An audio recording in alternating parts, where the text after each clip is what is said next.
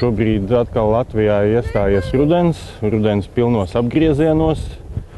Un kā katru gadu putni atkal dodas prom. Cits tuvāk, cits tālāk. Cits paliek vēl pie mums tomēr, arī nelido projām. Protams, rodās jautājums, kāpēc tad viņi lido projām un kāpēc viņi nepaliek pie mums Latvijā.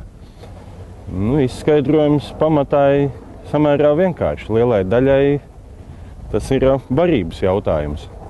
Viņiem šeit vairs nav ko ēst ziemā. Un tādējādi viņi pārvietojās uz vietām, kur viņu barības bāze, barības, tā teikt, vielas, kukaiņi, kāpuri un vispārējais ir daudz pieejamāks un vieglāk iegūstams nekā pie mums Latvijā. Jā, gatavs. Cik vienā kasī putni lido? Kāši var būt dažādi. Tie var būt sākot no 3-4 putniņiem, respektīvi putniem. Jo putniņi tie būs mazputni un sīkputni kāšos nelido. Kāšos lido lielie putni, zosis, dzērves,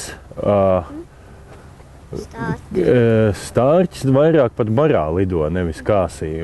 Bet skaits var būt sākot no kā es teicu, pāris putniem, ko pat pa kāsi būtu grūti tad nosaukt, bet tie sākot no, teiksim, 10-11 putniem līdz pat vairākiem simtiem. Un ir bijuši, teiksim, zosu kāši, kur ir 500-600 putni vienā kāsī. Kā piemēru var minēt zosis, kas barojās, teiksim, Polijā, Polijas vidienē, kad viņas ir uzkrājušas savu degvielas devu, jeb zinātniskāk runājot taukvielas. Šis bars ceļās gaisā un lido pāri atlikušai Polijas daļai, pāri Lietuvai, pāri Latvijai un piezemējās vai nu Igaunijā vai tikai Somijā. Tātad, tā teikt, šķērso Baltiju tranzītā, Baltijas valsts, nemaz nepiezemējoties. Tie var būt 1000–1500 kilometri vienā piegājienā. Vidējais ātrums, teiksim, Strazdiem ir sanācis man pašam pamērīt, vidējais ātrums ir 50–60 km/h tīrais lidojuma ātrums. Ir tuvie migranti, kas lido samērā netālu. Tātad viņi pārvietojās tepatās pa Eiropu. Polija, Vācija, Holande, tās šīs pašas zīlītes, dziedātājs trasts, plukšķis, zosis, piemēram, dzērves, ķīvītes. Šie visi putni ir samērā, teiksim, tā sala izturīgi un viņu prasības nav tik augstas un specifiskas kā citām sugām. Līdz ar to viņiem šīs ziemošanas vietas ir daudz tuvāk Latvijai nekā daļai pārējo sugu. Un kā tas ir līdz šim jau novērots, kad ir siltās ziemas, tad ķīvītes vēl šoziem janvārī bija redzams Liepājas apkārtnē diezgan lielā skaitā, un ko līdz tuvojās pirmie sali spēcīgie, tad arī ķīvītes viss pazuda kopā ar zosīm un gulbiem.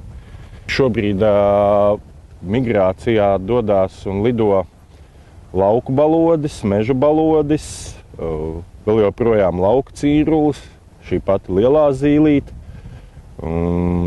dziedātājs trasts, plukšķis, pelēkais meža strasts.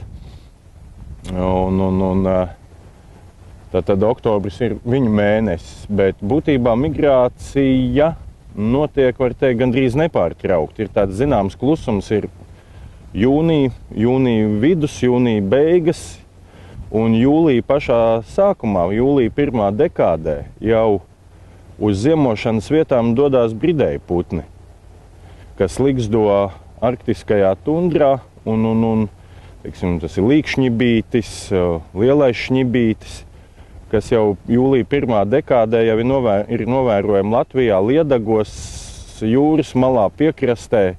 Jūlija vidū Latviju sāk pamest saucamie niedrāju ķauķi, ezeru ķauķis, ceru ķauķis, purvu ķauķis, kas ligzdo arī ūdeņu tūmā un niedrājos, krūmājos. Tātad arī viņiem šis ceļš uz ziemošanas vietām jau sākās principā mūsu skatījumā vasarā, kad vasara ir pilnā plaukumā. Putniem jau ir rudens. Augusta vidū, augusta otrā pusē, augusta beigas ir laiks, kad baltais stārķis pamet Latviju, lai dotos uz ziemošanas vietām Āfrikā. Lielākoties baltie stārķi pēclikstošanas sezonā laikā savācās baros uz laukiem, uz arumu laukiem, uz nopļautiem labības laukiem, jo bieži vien nākās dzirdēt jautājumu. Bija stārķi un pēkšņi nav, kur tad viņi pazuda?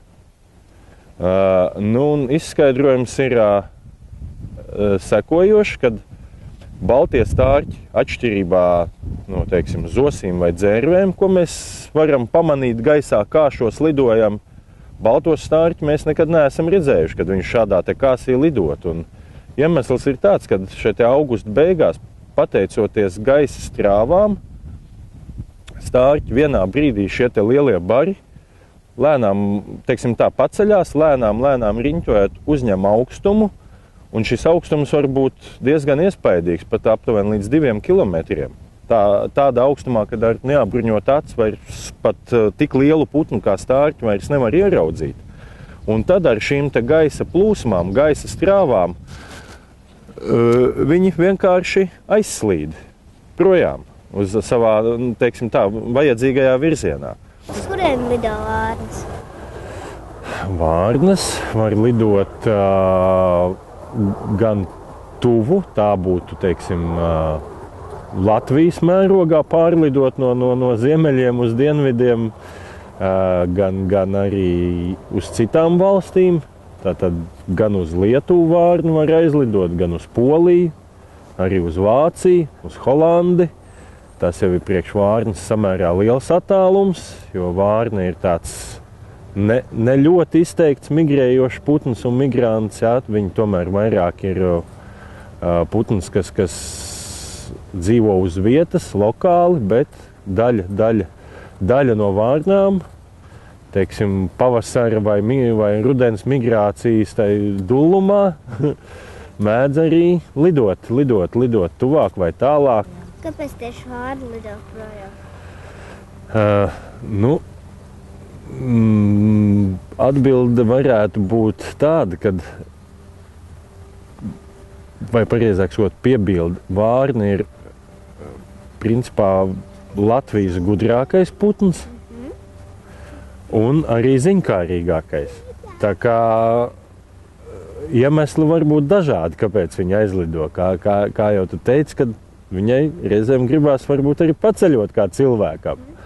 Un tad tādējādi arī viņa savu sapni var un vēlmi piepildīt daudz vienkāršāk nekā cilvēks. Mums ir jākāp vai nu mašīnā vai lidmašīnā, tad vārna pat savicina spārnus un aizlido apskatīt citas zemes.